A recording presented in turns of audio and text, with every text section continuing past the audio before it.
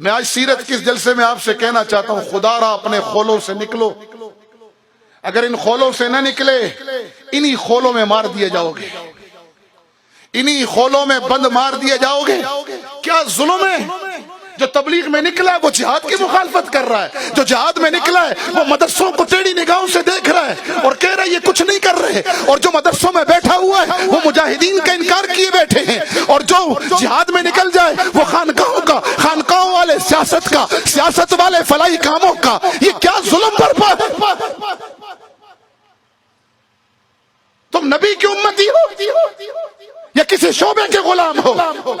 تم نے رسول اللہ کی غلامی کا توق پہنا ہے یا کسی شعبے کی غلامی کا توق پہنا ہے؟ اگر یہ کام تم اپنے باپ کے گھر سے لائے تھے پھر لڑو، کیونکہ یہ تمہارے باپ کی جائیداد ہے۔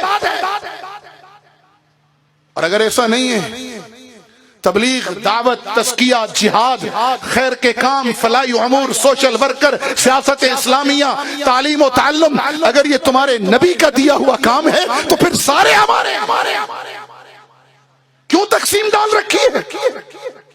ایک چلہ لگاتے نہیں، علماء پر باتیں شروع ہو جاتی ہیں، جہاد کے میدانوں کا ایک پھیرا لگتا نہیں ہے اور خانقاہوں پہ باتیں شروع ہو جاتی ہیں۔ دو ضربیں لگانی ابھی آئی نہیں ہیں، پہلے لطیفے کا سبق ابھی پار کیا نہیں ہے اور بیٹھ کر انگلیاں اٹھاتے ہو سوشل ورکروں پر، اور ان کو دیکھو سوشل ورکر بن گئے، کنویں کھود رہے ہیں، نمازوں سے غافل ہیں، شادیاں کرا رہے ہیں، دین سے غافل ہیں، جہاد سے غافل ہیں، عبادت سے غافل ہیں، تزکیے سے غافل ہیں، اور سیاست اسلامیہ کر رہے ہو تو باقیوں کا انکار مت کرو۔ بنفسی ہی، نہ میں مدرس ہوں، نہ صوفی ہوں، نہ مبلغ ہوں، نہ مجاہد ہوں، نہ سوشل ورکر ہوں، نہ سیاستدان، کچھ نہیں۔ کیا حیثیت ہے میری؟ مجھے تو آقا کی نسبت ملی ہے نا، اس نسبت نے مجھے یہاں پہنچایا، ورنہ میری حیثیت کیا ہے؟ آپ کی حیثیت کیا ہے؟ نکلو ان خولوں سے، جوڑ کے مینڈک مت بنو۔ تم تو رحمت للعالمین کی امت ہو، تمہیں پوری دنیا کی ہدایت اور غلبہ دین کے لیے نکالا گیا۔ تمہیں کہا گیا کنتم خیر امت اخرجت للناس، تمہیں کہا گیا ہے کہ لیظہرہ علی الدین کلہ۔ تم جوڑ کے مینڈک بنے ہوئے۔ تبلیغ اگر تمہارے باپ کا، میرے باپ کا کام ہے تو پھر لگے رہو، پھر سب کا انکار کر دو۔ جہاد باپ کے گھر سے لے کر آئے ہو تو سب کا انکار کرو۔ ایسا نہیں ہے۔ میں مجاہد اس لیے ہوں کہ میرا نبی مجاہد اعظم تھا، میں مبلغ اس لیے ہوں کہ بلغ ما انزل الیک من ربک۔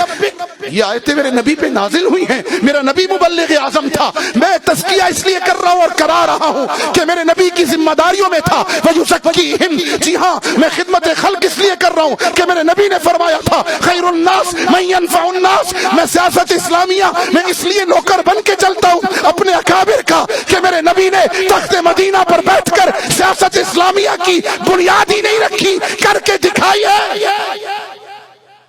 اور میں مدرسوں کا نوکر اس لیے ہوں، میں علماء کی جوتیاں اس لیے سیدھی کرتا ہوں، ان کو وارث انبیاء اس لیے سمجھتا ہوں کہ میرے نبی نے فرمایا انما بعثت معلما، اور میں تو آیا ہی معلم بن کر ہوں۔